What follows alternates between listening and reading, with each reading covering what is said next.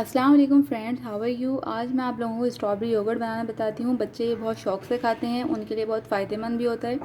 लेकिन ये बनाते वक्त इस बात का ख़ास ख्याल रखें कि स्ट्रॉबेरी खट्टे फ्लेवर में ना, बस इसके अलावा इसमें सब चीज़ें बच्चों के बहुत फ़ायदेमंद होती हैं। योगर्ट इसमें हमें सिर्फ 4 इंग्रेडिएंट्स से बनेगा। दही लेंगे हम 1 कप, स्ट्रॉबेरी का हमने पल्प ले लिया इसको, ठीक है। स्ट्रॉबेरी पल्प लें, क्रीम और चीनी। अच्छा, मेरे पास आप लोगों के कमेंट्स आए कि जब मैंने इससे पहले आप लोगों को मैंगो कस्टर्ड की रेसिपी बताई थी तो उसमें मैंने क्रीम जो हमने इसमें डेकोरेट की थी वो कॉर्न में डाल के की थी, और कॉर्न मैंने घर में बनाई थी, कोई नोज़ल वगैरह यूज़ नहीं की थी। नोज़ल की प्रॉब्लम ये होती है कि उसका या तो वो बहुत ज़्यादा थिन निकलती है, थिक निकलती है, जैसा हम चाहते हैं।